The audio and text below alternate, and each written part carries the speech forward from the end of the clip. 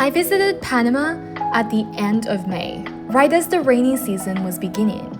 Panama actually only has two distinct seasons. The dry season, from mid-December to April, is locally known as summer, while the wet or rainy season, from May to December, is referred to as winter.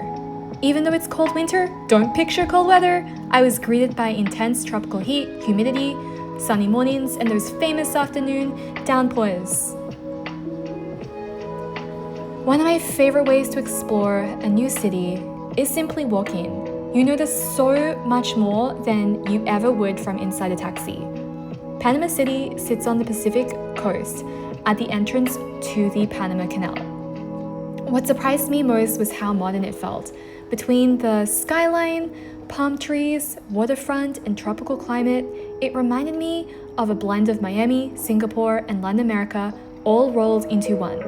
The waterfront promenade I am walking along is called the Cinta Costera, one of the city's most popular places to walk, run, and cycle.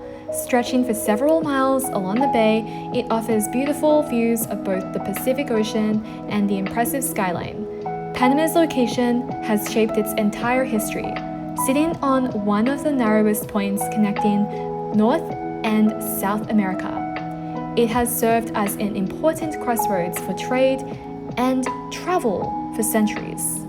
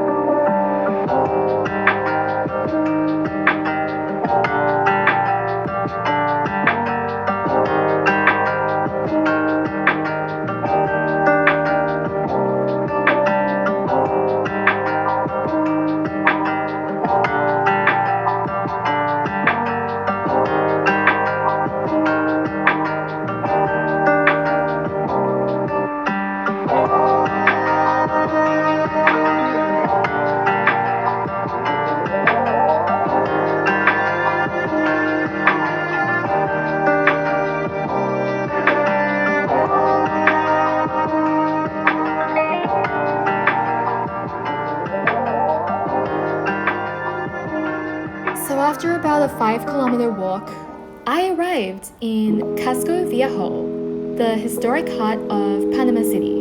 The district was founded in 1673 after the original settlement was destroyed by the famous pirate Henry Morgan. Rather than rebuilding in the same place, the Spanish chose this peninsula because it was much easier to defend. Today, Casco Viejo is a UNESCO World Heritage Site. Walking through its colorful colonial streets felt like stepping into another era.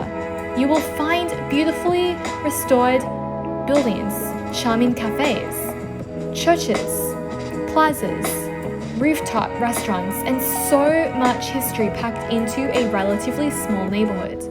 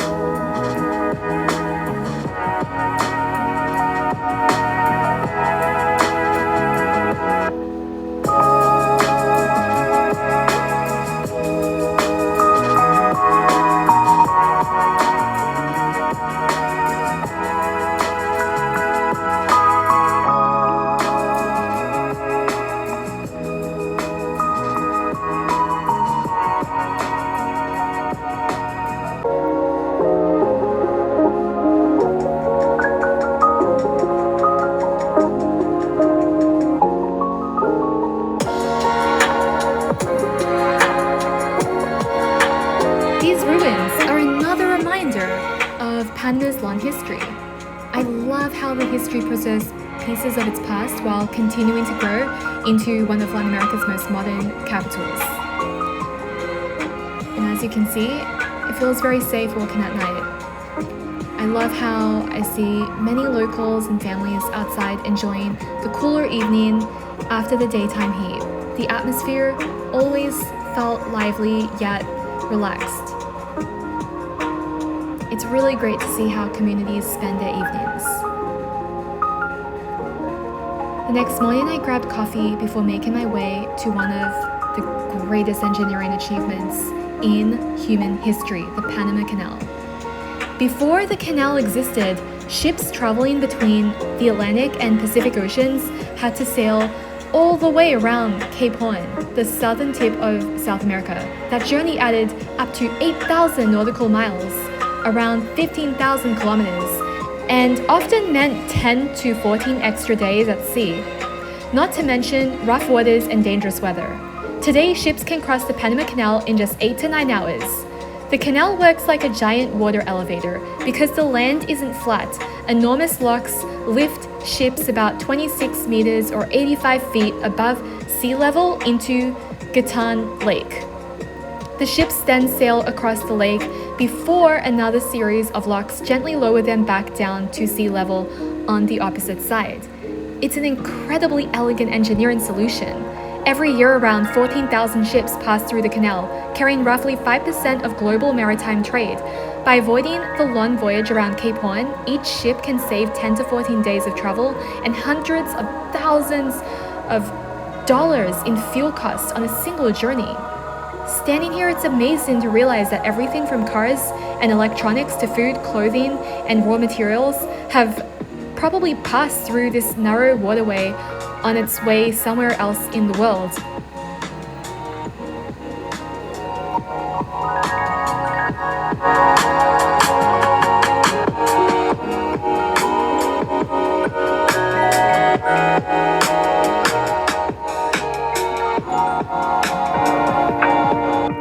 Even though the weather wasn't my favorite, I'd still recommend visiting Panama for a couple of nights to see the Panama Canal, take a leisurely walk along the Cinta Costera, enjoy some ceviche and good coffee, and explore the historical streets of Casco Viejo.